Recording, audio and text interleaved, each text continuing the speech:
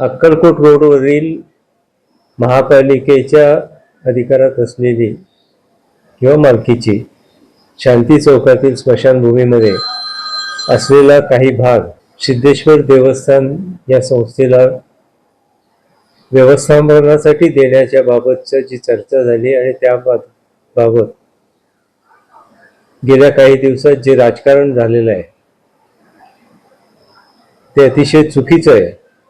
देवस्थान ही संस्था गेले 140 वर्ष सोलापूर शहरामधील शैक्षणिक, धार्मिक, वैद्यकीय आणि सामाजिक ह्या क्षेत्रामध्ये अतिशय चांगल्या पद्धतीनं काम करत आहे। लिंगायत समाजासाठी देवस्थानच्या मालकीच्या स्मशानभूमीमध्ये गेल्या 100 वर्षाहून अधिक काळापासून अतिशय चांगल्या प्रमाणे त्याचं नियोजन देवस्थान करत आलेलं आहे। याबाबत गेल्या काही दिवसापासून ज्या पद्धतीनं सोलापूरकरांची दिशाभूल करण्याचा प्रयत्न जाणीवपूर्वक होतोय, त्या दृष्टीने देवस्थानची भूमिका या ठिकाणी स्पष्ट करण्यासाठी मी आपणाला या ठिकाणी बोलवलेलं आहे।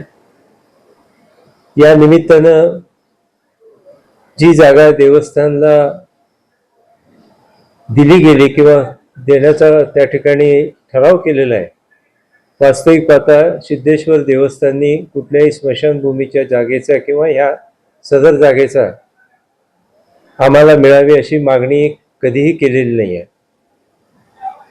निवडणुकीच्या पूर्वी प्रशासन अधिकारी असताना किंवा प्रशासक असताना ही जागा सिद्धेश्वर देवस्थानचा स्मशानभूमीच्या व्यवस्थापनेमधील असलेला अनुभव लक्षात घेऊन ती आम्ही चालवावी अशा पद्धतीचा या भागातील आमदार विजयकुमार देशमुख यांच्या नावाचा उल्लेख करून आपण घ्यावी आणि आपली सहकार्याची भूमिका यामध्ये असावी अशा पद्धतीचं पत्र आल्यानंतर विश्वस्तांसमोर ते ठेवलं।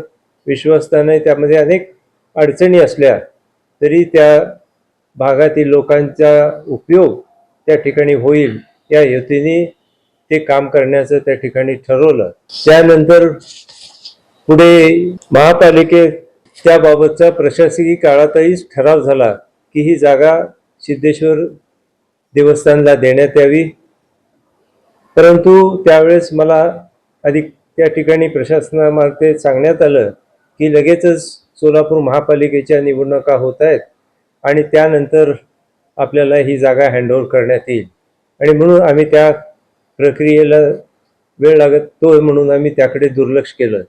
परंतु आपण पाहता त्या निवडणूक झाल्यानंतर याला एक वेगळं राजकारण त्या ठिकाणी केलं। गेले काही वर्षापासून ज्या पद्धतीनं मला आणि देवस्थानला त्या ठिकाणी नेहमी अडचणी निर्माण करणं, व्यत्यय आणणं आणि कुठंतरी खाली दाखवण्याचा प्रयत्न ज्या पद्धतीने होतोय ते संपूर्ण सोलापूर अनुभवतोय, बघतोय।